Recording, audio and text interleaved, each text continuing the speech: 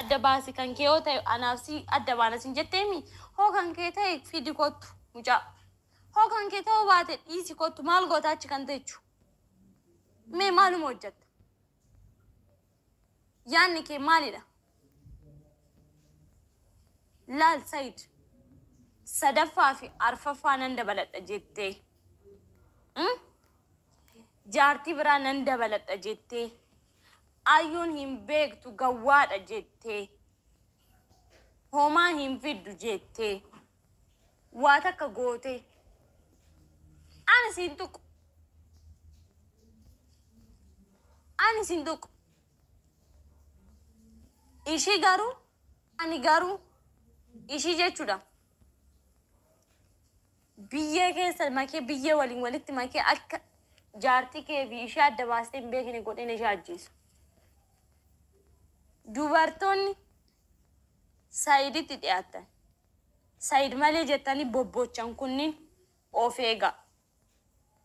ana tuquu dandeechu ana arrabsuu dandeechu ana akka feetan jechuu dandeechu jaarsa kootiin dhuftanii ija kootiin dhuftanii ija keessanii sin keessaa baasa ayyuun akkanan gootu jettanii yaadina anaaf baay'ee salphaadha hidhameen mana hidhaa seena malee osoon du'e isin hin dhiisu Saidoo akkattiin argadhe nan beekaa akkatti harka kootitti galfadhe beekaa akkamitti akka jiraachaa jirru beeka kanaaf namni takka illee Saidoo kiyyaan akkanatti dhuftan hin fadhu ayyuun birrii jaalatti ayyuun maallaqa jaalatti Saidin feetu baga maaltu isin galche isintu natti kenne maallaqicha isintu oomishee maaliif jaarsi koo miliyeenaan naan kenne maaltu isin galche maaliif ani Saidoo maallaqa jaaladhu maaltu isin galche isin galcha Saiduu kana hin jenne Saiduu nan jibbine silaa inni illee maallaqa akka jaaladhu beeka akka maallaqa fedhu beeka garuu Said jibbee miti ani maallaqa kan fedhu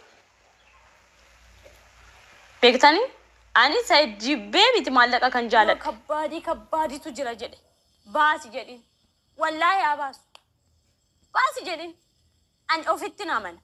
ani gaafa Saidoo kiyya bira seenu jechuudha hanguma laal qulqullu ta'e dubartii manaa hin baane ta'e ni beeka jaarsi koo na beeka waan ta'eef wanni na sodaachisu takka illee jiru jaarsa koo biratti hongalu Saidoo kiyya biratti hongalu dubrummaa kiyya qabadheen gal dubrummaan qaba beektanii kanammoo akkasin na amantan hin barbaadu Said na amana waan ta'eef namni akka na amanu hin barbaadu Said kiyya ni na Nageenyi Waaqayyoon haa baay'atu hordoftoota jaalatamtoota maatii chaanaala kooti akkam fayyaa jirtu nagaa kooti galanni Waaqayyoof haa ta'u isinis bakka fayyaa taatan bakka yeroo kana keessan isiniin jira egaa warroonni maatii chaanaala kanaaf haarawaa taatan laayikii sheerii akkasuma immoo sabiskiraayibii gochuu hin dagatinaa isiniin jira egaa ayyuun dachoodhaaf deebii gahaa deebiste jechuudha inni haadha manaa kiyyaa ayyuun waggaa tokkoo fi jeshan na joorsitee natti taphatte jedhee kan viidiyoo irratti hojjatee ture deebii gahaa deebisteef jechuudha ammaan booda jetteen ammaan booda yoo maqaa koo dhoofta ta'ee wal argina waa'ee haadha manaa fi abbaa manaa kanaas oftummoo ana Saidooniyyuu na beeka abbaa manaa koo na beeka waan ta'eef ati hin beektuu na dhiisi jettee kaa deebii gahaa deebistee fi akkasumas immoo warroota ayyuun jaalala Saidoo hin qabdu qabeenya isaatiif malee qarshii isaatiif malee Saidoo dhugumaan yookiin jaalala dhugaatiin isa hin jaalattu warroota jedhanii olii gadi maqaa ishee oofaniifis deebii gahaa deebisteef jechuudha wanta nama dhibu ani jettee ani Saidoo akkatti nani jaaladhee of harka galfadhee natu beekaa sinii miti kan beeku akkasuma immoo ayyuun birrii jaalatti qabeenya jaalatti kan jettanii fi ani qabeenya sin jibbu birrii sin jibbu Saidoo immoo yookiin abbaa manaa koo kana birriidhaan isa madaalee miti dursas kanan isa jaaladhe ani jaalaluma dhugaatii kan isa jaaladhe jaalala ijoollummaatiin kan isa jaaladhe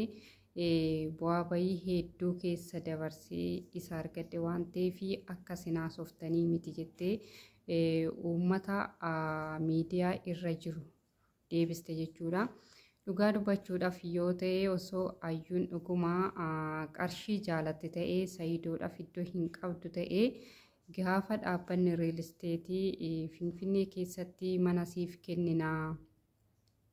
kana godhi jedhanii ishee gaafatassanii isheenis araara san diddee gaafa baate san ani dhugaa ishee bare jechuudha. Maaliif jennaani Sumayyaadhaafis dhaamsa dhaamtee jirti. Yoo jettee yoo Sayidoo waliin jiraachuu barbaadde daa'ima oliif gadi footee akka allaattii olii gadi hin kaatiniiti daa'ima fidiitii biyya keessaa abbaa warraa kee akka masaanuu walitti wal kabajnee waliin jiraannaa dhimmi ati daa'ima footee olii gadi fiffiigduu fi hin jiruu jettee ifaan ifatti itti dubbattee jirti jechuudha. Akkasumas immoo Sayidoodhaaf dhaamsa isheen dhaamtee ishee sitti qoosaa jirti malee isheen jaalala biraa eegaltee jirti. Kanaaf jennaani daa'iman barbaada jettee olii gadi hin fiiginiiti deebi'i. Garuu Yemen keessatti immoo masaanuu sadaffaa fi arfaffaan fidee dhufa yoo jettee balaa ofitti fiduudha ani jetteen ani. Namoota masaanuu sadaffaa fi arfaffaa ta'anii dhufa sana akka biyyootiin walitti makaa. Kanaaf jennaani yoo araaramtee masaanuu lamaan qofa jiraachuu dandeesse Sumayyaa fi ana qofa jiraachuu dandeesse siif eeyyamuu danda'a. Garuu immoo masaanuu sadaffaa fi arfaffaa ofitti fida yoo jettee wanta hin taane keessa walgalchootu jira. Akkasuma immoo shamarroonni Sayidoorraa jaalalli naqabee akkas ta'e jettanii haasoftanii of qusadhaadha. Osoo hin miidhamin duraa of qusadhaa miidhamtanii booda furmaanni siniif dhufu hin jiru jettee akeekkachiisa cimaa warroota Sayidoorraa jaalalli naqabe jedhee olii gadi fiffiiguufis dhaamsa guddaa dabarsite jechuudha ayyuun guyyaa irraa. Kanaaf jennaani dubartoonni keenya akkuma Sayidoon jedhe san akka hin taane jechuudha. Kanaaf jennaani dhuguma dubbachuudhaaf yoo ta'e amma masaanuu sadaffaa fi arfaffaa ta'ee kan dhufuu fi baay'ee ulfaata. Ayyuun wanta jettee nama dhiisuu miti jechuudha. Nama akkas qoosa beekuu miti. Qoosarra hin beeku jetteerti. Yeroo baay'ee dubbattee ani Sayidoo irratti qoosa hin beeku birri irrattis qabeenya irrattis qoosa hin beeku. Kanaaf jennaan of qusadhaadhaa siniin jechaa jirti. Kanaaf jennaanii faaxonni Sayidoorraa jaalalli naqabe jettanii olii gadi fiffiigdanii osoo dhaabbattanii sinii wayyaa siniin jedhaa turtii gaarii.